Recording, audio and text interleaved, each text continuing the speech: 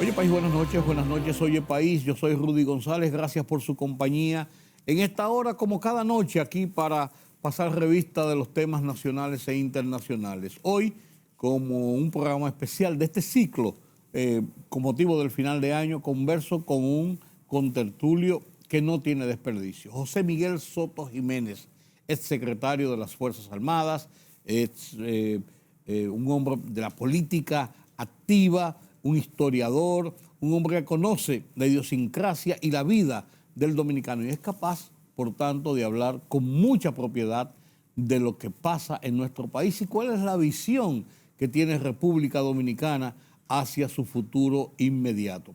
Converso con José Miguel Soto Jiménez después de la pausa.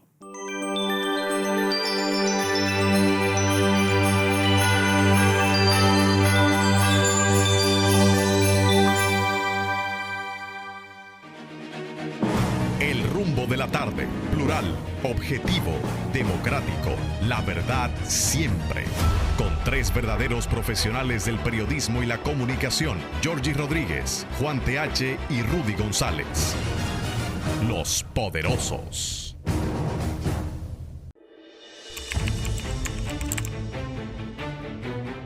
Periodismo de investigación, columnas, opinión, análisis, reportajes de fondo.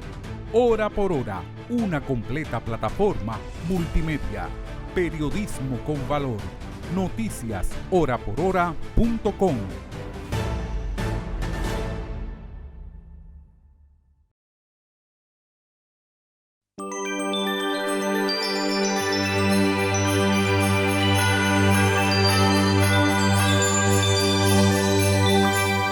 Gracias por continuar con nosotros aquí en Oye País. Converso, como le había dicho anteriormente, antes de la pausa, con el general José Miguel Soto Jiménez.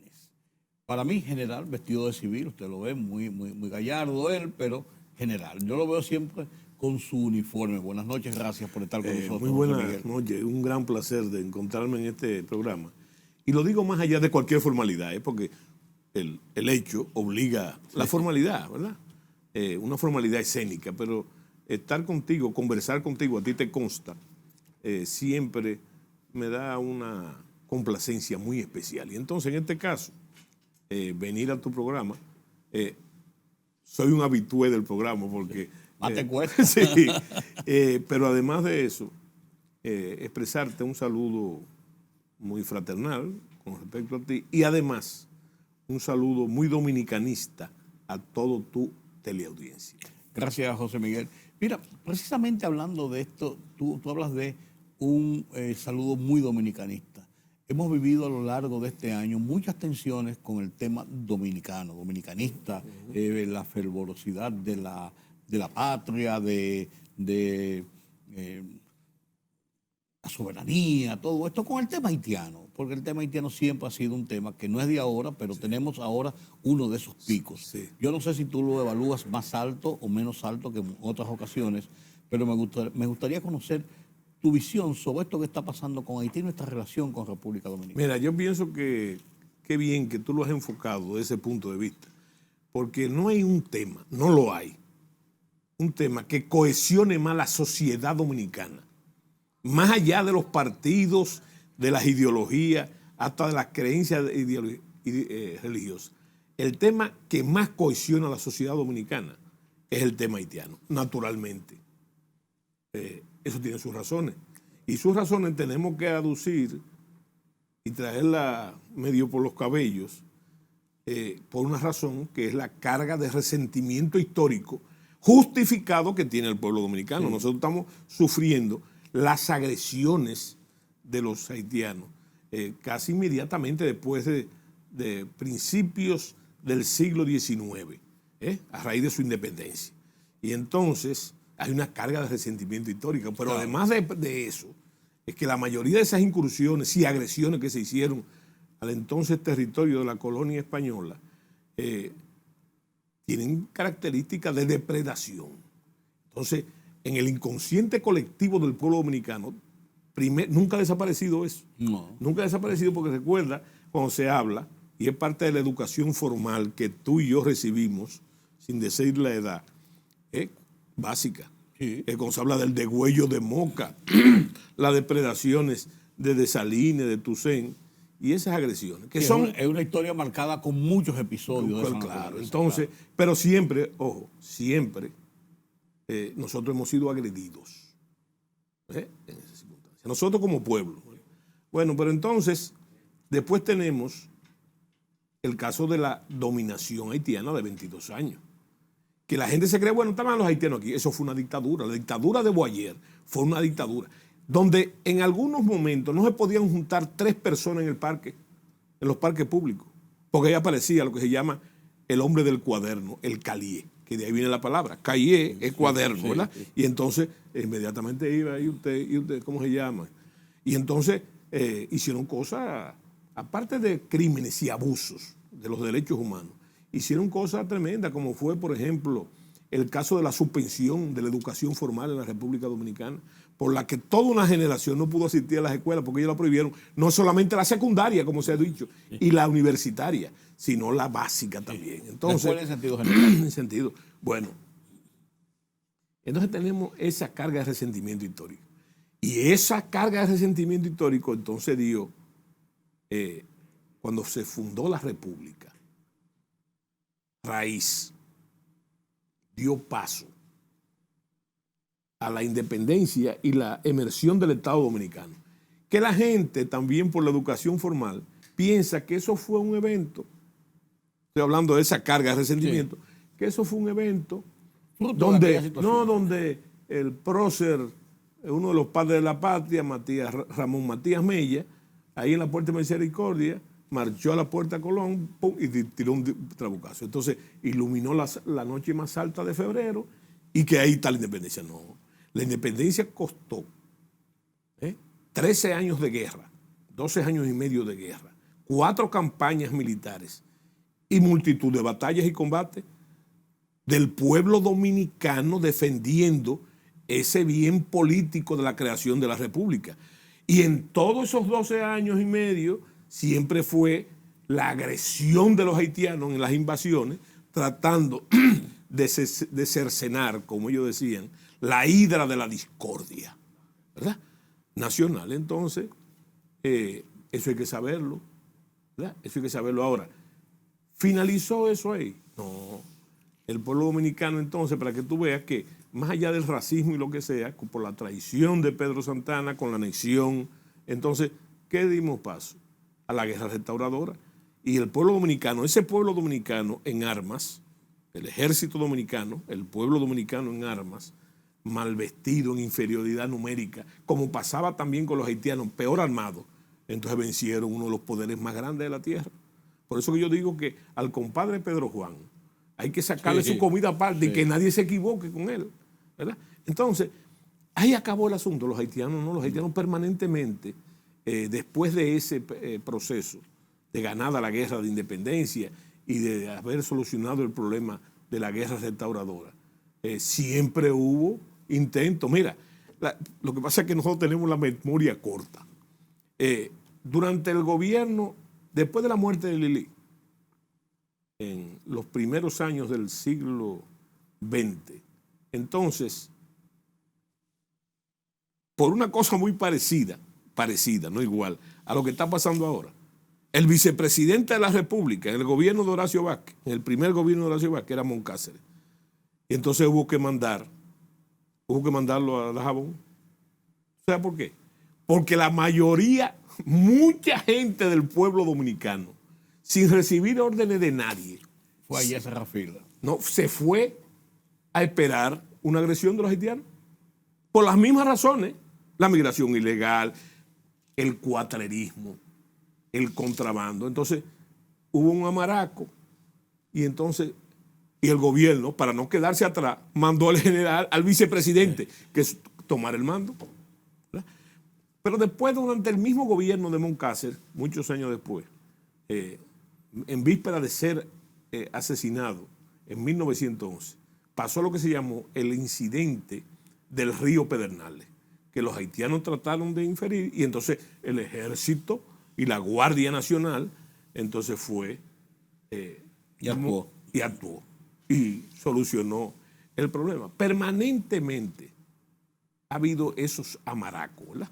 Antes por la vía de la violencia, porque déjame decirte, cuando yo invito a quien pueda que busque la colección que existe de la revista National Geographic, ¿verdad? Está en CD, debe estar en otras modas, ahora yo la tengo en CD. Y gran sorpresa para mí, eso ocurrió en los años del ajusticiamiento de Lili. Los primeros números salieron ahí, 1899, etc. Gran asombro, que los primeros números, ¿tú sabes a quién están dedicados? No. A las relaciones de Haití con la República Dominicana. De National, los primeros números. Y es increíble la clarividencia en el análisis estratégico que esos académicos hacen del problema y la comparación con los pueblos, ¿verdad? Entonces, tú te vas a dar cuenta de que, como tú bien dijiste, ese es un problema que tú puedes tener, bueno, que hace pico, ¿verdad? Hace pico. Ahora, en el caso real, para no ser historicista, en el caso actual, hay que analizar varios factores importantes. Oye, hay que retrotraer toda esa carga que se tiene para llegar a ese solamente punto. Para mencionar ese cargo, pero también yo creo que a partir del ajusticiamiento de Rafael Leonidas Trujillo en el 61, lo que pasó de ahí en adelante, ¿verdad? Por una serie de razones, comenzó a alimentarse el problema, ¿verdad? Yo recuerdo de niño, y mi papá estaba ligado a la vida de los ingenios por sus negocios comerciales. Yo recuerdo que ya se hablaba en mi casa y en otros sitios, y amigos de mi padre, se hablaban de la invasión pacífica. Invasión pacífica. ¿Tú sabes por qué? La invasión pacífica. Simplemente por la contratación de los braceros. Que era mucho más limitado en ese momento, pero y controlado, Claro, pero era una realidad. Era una realidad. Pero ya el dominicano hablaba, nos están invadiendo específicamente, haciendo alusión a que esos braceros, la mayoría, no todos, se lograban escapar a buscar. Pero es como yo digo, para tú ver un haitiano, en mi infancia, para yo ver un haitiano había que ver los ingenios. Pero ahora, tú solamente tienes que abrir la puerta de tu casa y salir, y tú encuentras. Porque el problema, como tú has señalado, mirar dentro de tu casa. ha ido en incremento. Entonces, hay una especie de culpabilidad política. Porque, mira, yo te voy a decir una cosa, que la gente tiene que comprenderlo. Eso. No acaba de entenderlo. Todavía no lo comprende en el ya dilatado proceso de perfeccionamiento de nuestra democracia. Y yo lo repito mucho eso. Los militares no trazan la política. No, pero la política es una política. En la dictadura sí, pero en la democracia no. Los militares son un instrumento de esa política.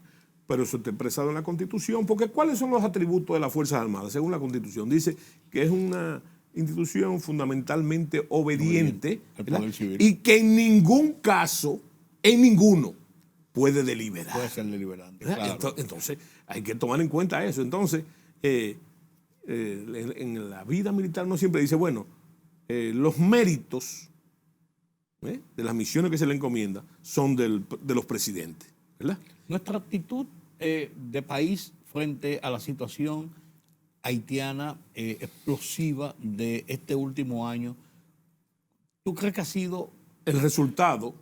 Hay una frase campesina. ¿Cuál es? Que dice, lo demasiado hasta Dios lo ve. Porque déjame decirte, todas las acusaciones anteriores dentro de ese concepto de la estrategia de la lástima que ha seguido Haití, todos son injustos. Porque yo te voy a decir algo. Ya sea por mis estudios en el extranjero y por mi vida militar, yo no conozco ningún extranjero que no alabe la hospitalidad del dominicano. Eso es una virtud cultural. Y nosotros con Haití hemos sido, como decía la Madre Teresa, que hay que dar hasta que duela, ¿verdad? Y yo pienso que sí, pero hay que dar hasta que no le duela a la nación, ¿verdad? Al pueblo.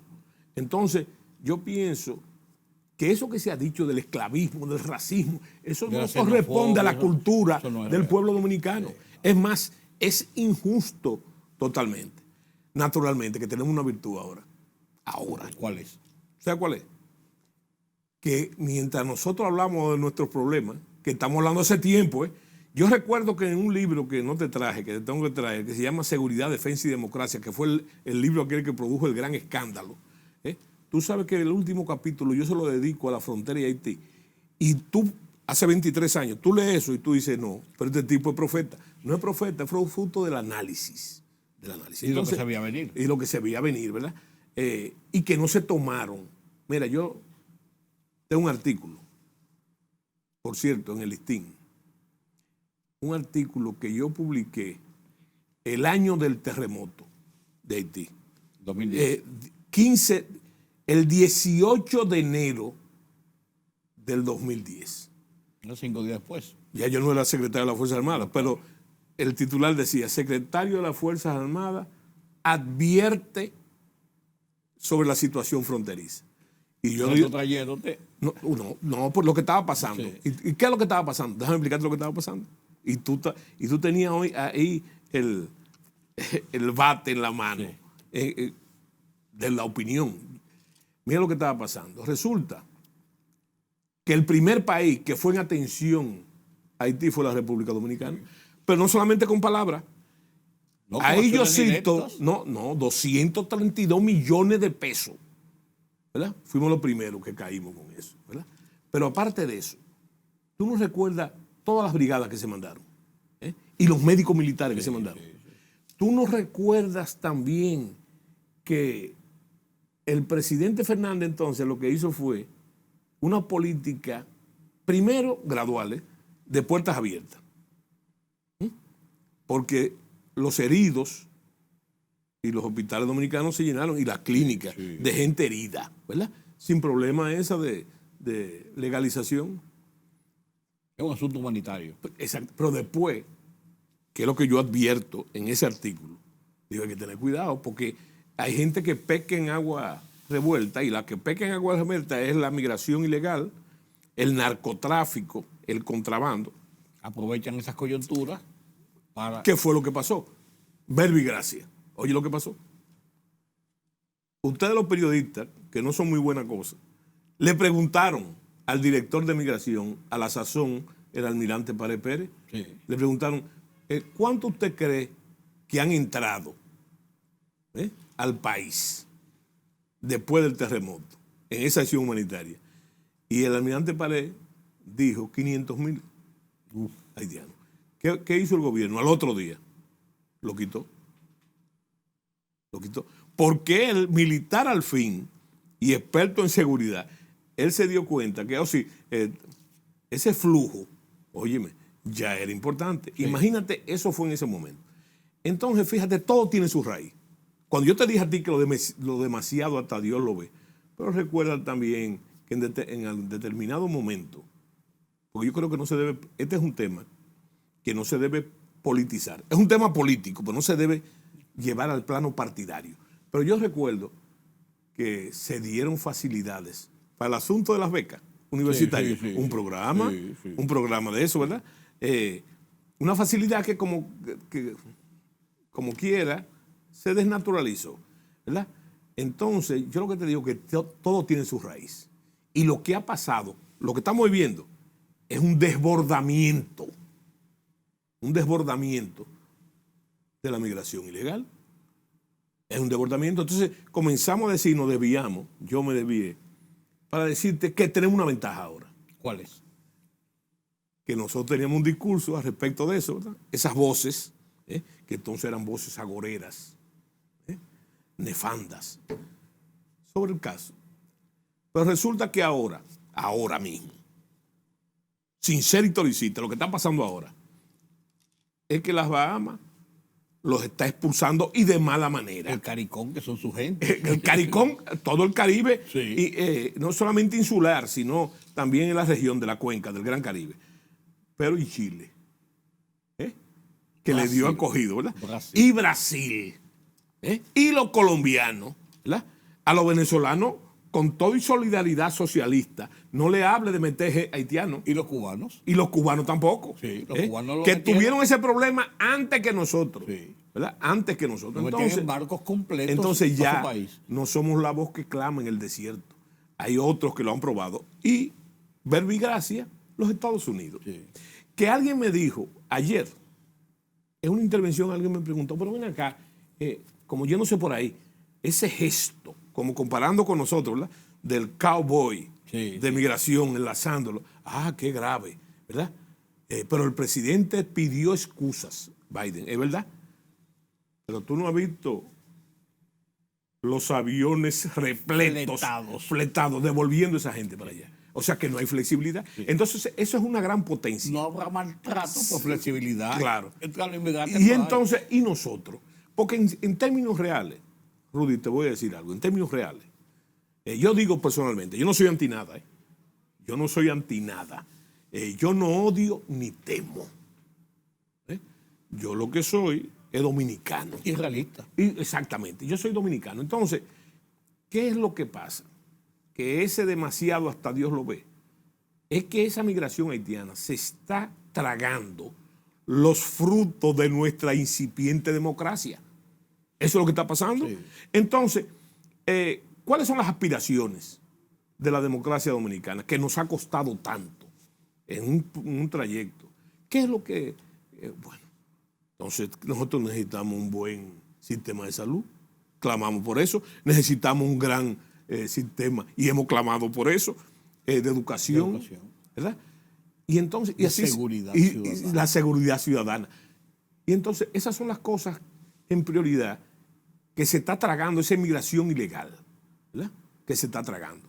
Que habría que diseccionarla, y la vamos a diseccionar, por ejemplo, en primer plano. Pero ¿cómo va a ser que no hemos alcanzado todavía en nuestra democracia la plenitud de darle el servicio médico de calidad a los ciudadanos dominicanos, que tengamos un lastre de un 30% de ciudadanos ilegales usufructuando ese servicio? Lo mismo, no es de emergencia. No. Que vienen expresamente a buscar ese servicio que se les resta a los demás. Que ahí quería yo decirte. Tú sabes que ahora, dentro de la estrategia de la lástima, y hay muchos dominicanos que se hacen acreedores, ¿verdad? Y defienden ese punto de vista.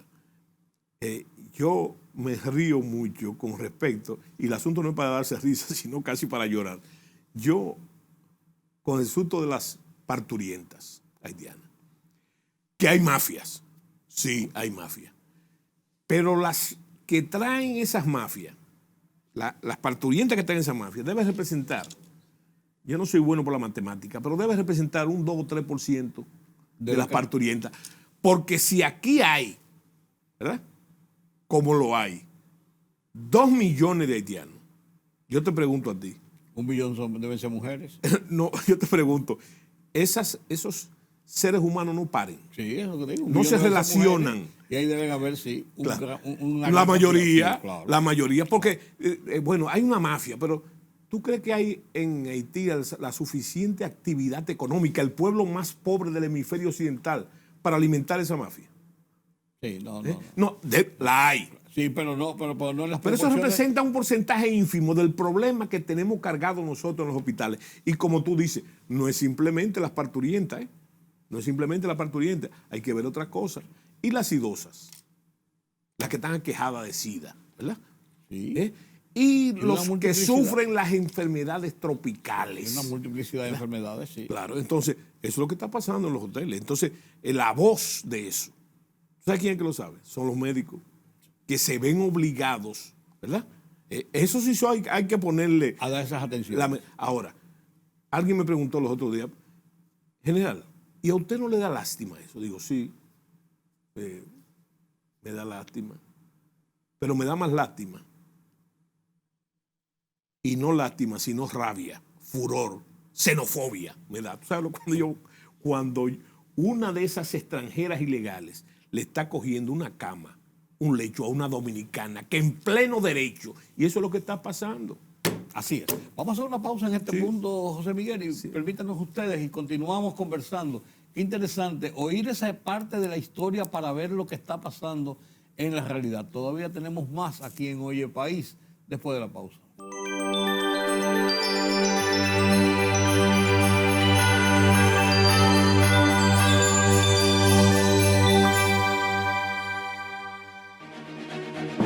El rumbo de la tarde, plural, objetivo. objetivo, democrático, la verdad siempre.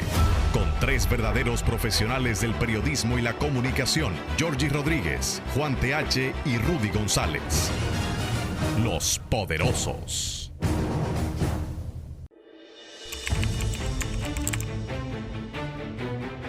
Periodismo de investigación, columnas, opinión, análisis, reportajes de fondo.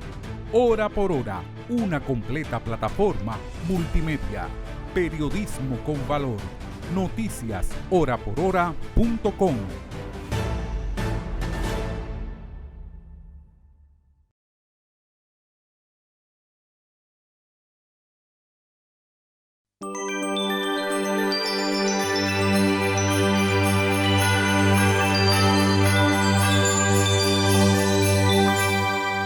Continuamos conversando con el general José Miguel Soto Jiménez, secretario de las Fuerzas Armadas en su momento, y además de eso, un dirigente militar y comunitario, político, un hombre de la nación, que nos puede hablar de todo. Yo estaba hablando del tema haitiano porque es su pasión. Después de ser guardia, no es historiador, es un hombre que está en el concón de lo que ha pasado a lo largo de nuestra historia. Qué buen conversatorio. Y déjame decirte, no hay diferencia de cómo yo concibo la carrera militar. Sí. Yo creo que lo único que justifica la existencia de las Fuerzas Armadas es el servicio que prestan a la nación. Solamente. Sí. Es solamente eso. Que un grupo determinado social detente el privilegio de sostener las armas de la República y el monopolio legal de la violencia. Lo único que justifica eso no son los privilegios que puedan tener. No, es el servicio que están destinados a prestarle a la nación. Y déjame decirte otra cosa. Valga el anuncio. Óyeme, y que prestan. Porque aún cuando se habla de esos escándalos de corrupción que son tan deleznables y detestables para los militares, que los civiles. A mí siempre, y hemos hablado de eso mucho, cuando yo veo, no un general, un cabo, un sargento, un teniente, un capitán metido en un acto delincuencial, yo te he dicho a ti que de la sensación que me da a mí es que la iglesia está en manos de Lutero. Imagínate tú la población civil que las paga con sus impuestos, ¿verdad?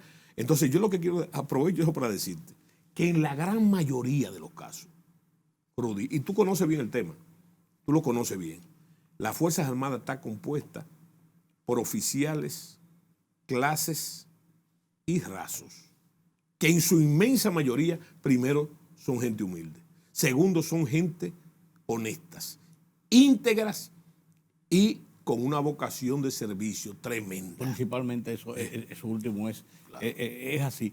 ¿Y qué papel juegan las Fuerzas Armadas en esta situación de lo que es, aparte del tema directamente haitiano, lo que es la garantía de nuestra integridad? No en el tema de la soberanía, que todo esto, sino en la realidad de la conformación, de la consolidación de los procesos de República Dominicana. Bueno, yo pienso que el principal...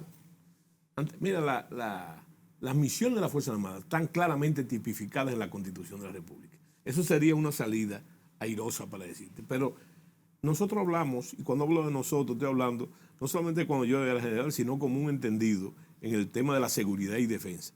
Los nuevos roles. El principal rol de los nuevos roles, el principal, es servir de instrumento para la gobernabilidad democrática, que es lo que tú estás preguntando, ¿verdad? Y entonces déjame decirte que eso entraña un reconocimiento de las Fuerzas Armadas, y te lo voy a demostrar. Si tú estudias los nuevos roles, tú dices, pero nosotros fuimos pioneros. Yo te pregunto a ti, en el caso de la defensa civil, ¿quién ha hecho ese trabajo siempre? Sí, no. Las Fuerzas Armadas. Claro.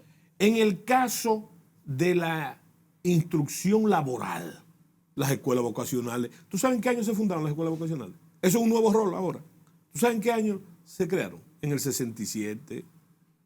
En el 67. Y para ello hubo que modificar la Constitución. Recuérdate que hubo una constituyente en el 66 y se incluyó que las Fuerzas Armadas podrán participar en acciones de desarrollo a pedido del Poder Ejecutivo.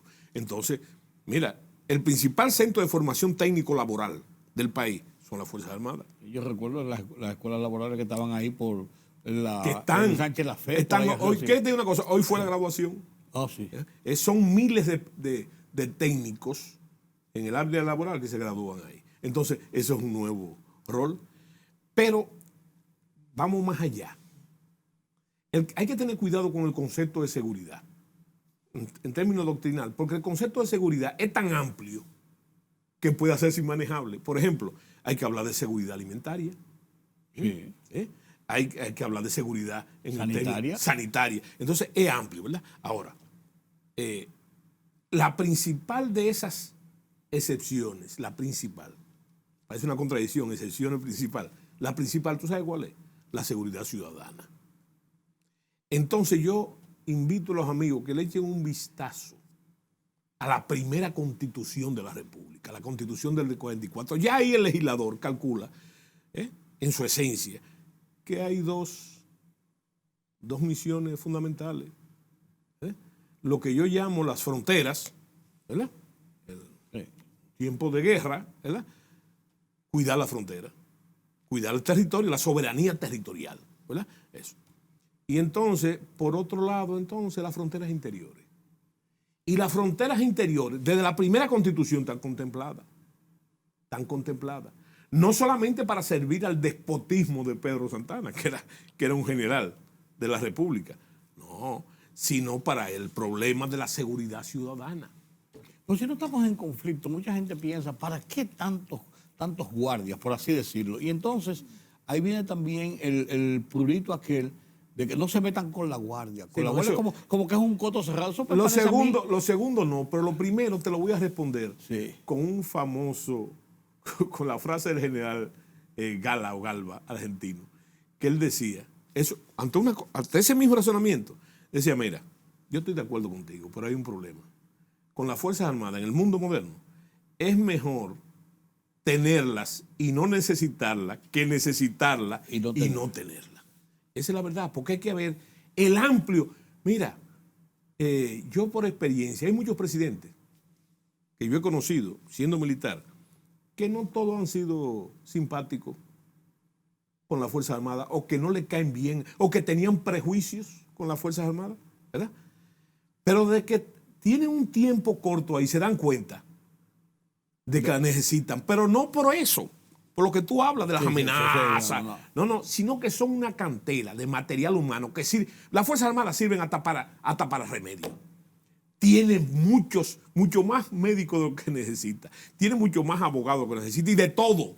Ahí tú encuentras de todo. Y más ahora que con un ingrediente fundamental. ¿Sabes cuál es? La disciplina. La disciplina y el concepto de nación. Roberto Santana una vez, en una graduación del IMES, dimos una conferencia y entonces yo dije que los militares son profesionales de la violencia legalmente aceptada. Y él se paró. Roberto Santana, ¿sabes lo que dijo? No, yo no estoy de acuerdo. Los militares son profesionales de la nación. Y ese es su sacerdocio. Ahora, que aparezcan casos de inconducta. Y ellos te dicen, no, pues espérate, hay un tratadista que se llama Morris Janowitz, norteamericano, un libro muy famoso que a mí me gusta mucho, se llama El Soldado Profesional, naturalmente, desde la época de la Guerra Fría. Están hablando de la época Kennedy, por ahí. Y él dice que las sociedades desarrollan una organización militar que es un reflejo de su realidad. De su realidad. Entonces, se supone, y así debe ser, que ahí estén exaltadas las virtudes nacionales, ¿verdad? En un régimen de disciplina, que me recuerda el poema de Calderón de la Barca, que aquí la principal hazaña es obedecer, y el modo como debe ser es ni pedir ni rehusar. Bueno, pero también se cuelan las inconductas de las Fuerzas Armadas, o se desarrollan por un problema que tiene que ver mucho con inclusive con la formación primaria.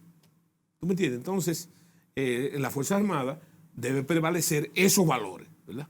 Pero el principal valor que yo le veo es el valor a la nación. Ese lema que parece una frase cohete, lo dice todo. Todo por la patria. Todo. Sí. Sí, sin excepción. Sin excepción, Sí. todo por la patria, ¿verdad? Y entonces, cuando no es así, ¿verdad? ¿Qué debe ser? Debe ser castigado, reprimido. Que yo creo que y antes se hacía, en un pasado bastante remoto con respecto a nosotros, el problema es que se hacían esas inconductas y se le escondían al ciudadano, ¿verdad? Pero en plena democracia lo que ha pasado no es exactamente. Yo quiero que tú me des un caso. En los últimos gobiernos, desde el PRD para acá, yo te digo, ¿cuándo un caso de eso ha quedado impune?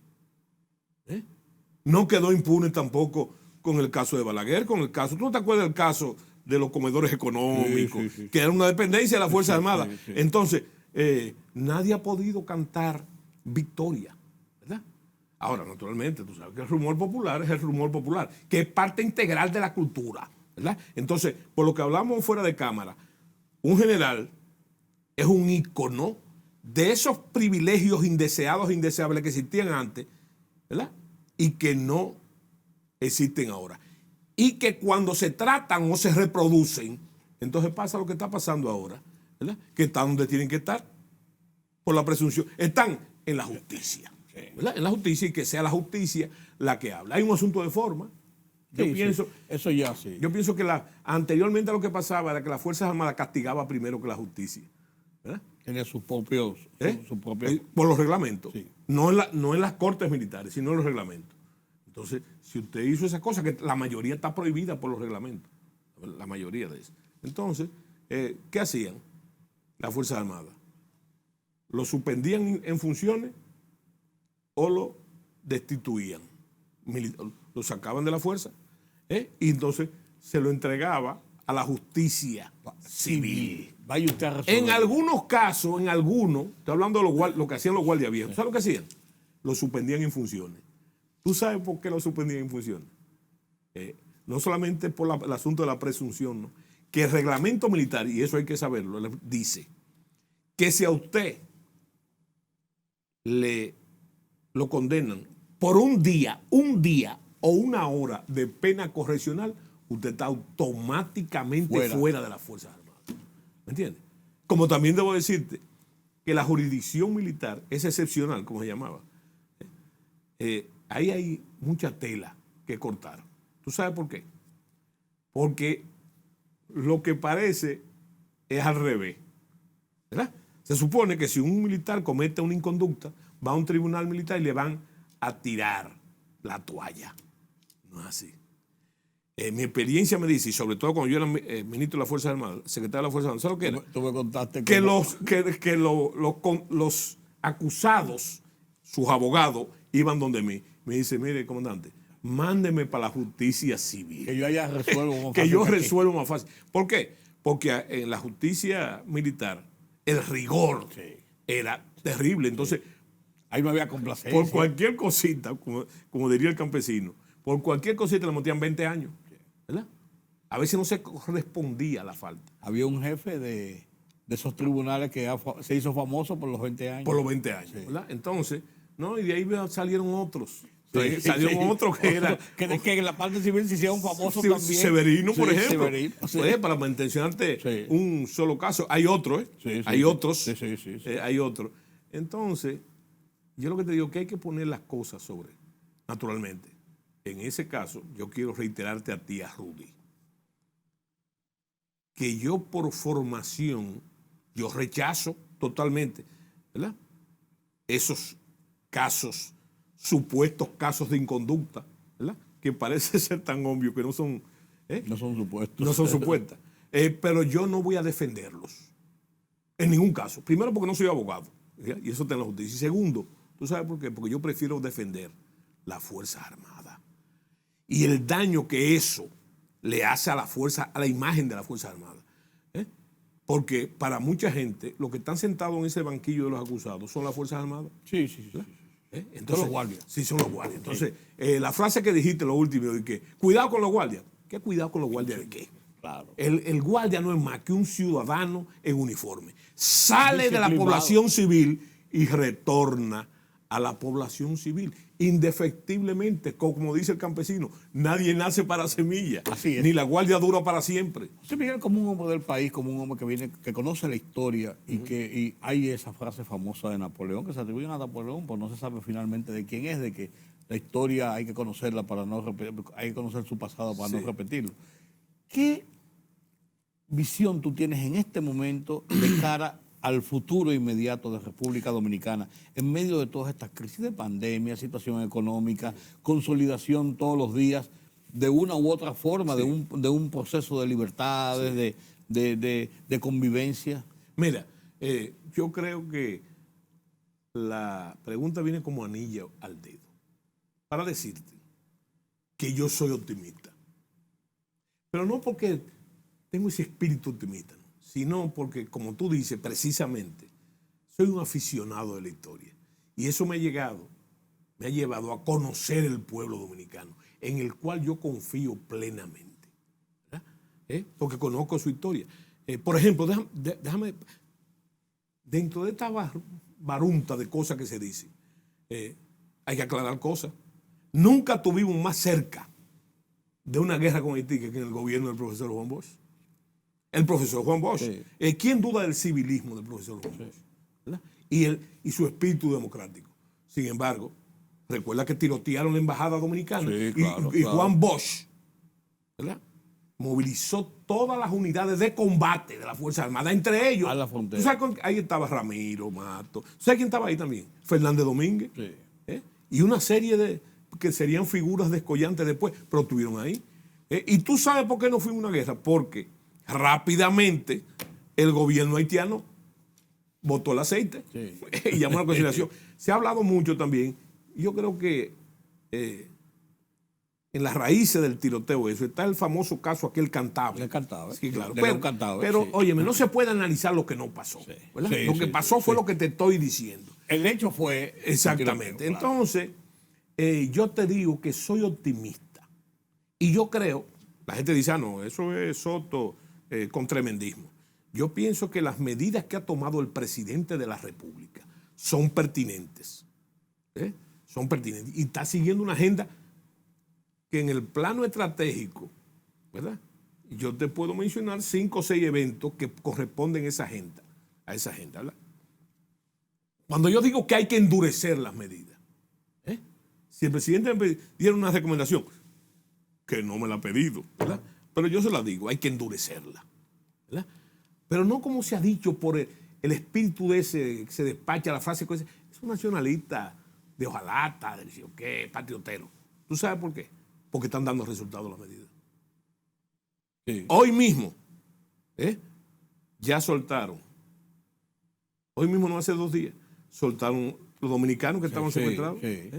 ¿Y por qué los secuestraron? ¿Y por qué los liberaron? Entre ellos un periodista dominicano. Pero hoy me enteré, viniendo para acá, que soltaron 2 nuevos... De los misioneros. De los misioneros. Y sobre todo hay que endurecerla para que la comunidad internacional, que está jugando el juego que mejor juega y que más le gusta, como dice Jean Manuel Serrat, óyeme, comprenda que no hay solución, que no la hay, del problema haitiano por la vía dominicana. No la hay. Sencillamente porque nosotros no podemos cargar. Nuestra democracia no soporta eso. Que, por cierto, hay que decir también la necesidad de proteger nuestro sistema político. Claro. Porque ellos están pasando por lo que está pasando por no tener ese sistema político. Entonces, de nosotros, imperfecto, magro, pero funciona. Y estamos aquí, ¿verdad? Estamos aquí, hablando tú y yo lo que podemos hablar. Cada 4 años hay elecciones, a veces con reelección, a veces con... No, pero es el juego de la democracia.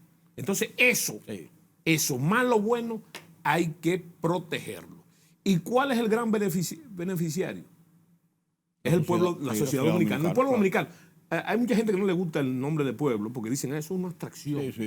Usa la sociedad. Sí. Pero yo te digo a ti, el pueblo dominicano, que por cierto, es el más perjudicado El más perjudicado no son los popis, los más perjudicados con la gran masa. Con la gran masa, con la migración ilegal. Porque es una migración que no solamente lo deprime laboralmente y le quita los beneficios de la democracia, del ser dominicano, sino que hasta agrava, le disputa al dominicano hasta la pobreza, la miseria, ¿verdad? Lo que se llama en términos de buena doctrina la economía informal. ¿Verdad? Si tú vas a una esquina, que ahí te venden de todo, rola, pajaritos, pececitos, de todo. Ese es el producto de la migración informal, ¿verdad? De la economía informal. Pero resulta, mi querido amigo, que ahora han sido relevados por los haitianos. Como no hay un heladero que no sea haitiano, como no hay un frutero que no sea haitiano, y otra cosa importante, en el Gran Santo Domingo, sino el Gran, yo hablo el monumental, el de los edificios, son pocos los guardianes que no son haitianos. Así es, jardineros, guardianes. Con su escopeta. Sí, así mismo es. José Miguel, qué bueno haber conversado contigo y haber hecho un repaso de lo que es la sociedad dominicana desde sus diferentes puntos de vista, principalmente este punto de vista natural, normal de nosotros. Gracias por tus libros como de costumbre. Cada vez que converso contigo. Yo quisiera conversar toda la semana para aumentar mi biblioteca, pero gracias por Dominicaneando, uno de los libros de José Miguel Soto Jiménez de siempre, Geopolitiqueando, esos nombres que José Miguel busca, pero qué buenos son. Y yo no lo voy a decir, no me lo voy a reservar porque todavía no está en el aire. Te vas a oficialmente divertir. Y soy un privilegiado de ellos. Gracias de nuevo, José Miguel, y gracias a ustedes por habernos acompañado en este conversatorio con José Miguel Soto Jiménez, un hombre del país. No lo veamos como el guardia, ni el historiador, ni el nacionalista, ni el que usted quiera. Un hombre de República Dominicana. Buenas noches. Gracias, Rudy. Buenas noches, amigos. Tenemos una nueva cita en Oye País en una próxima emisión. Pasen un feliz resto de esta noche. Yo soy Rudy González.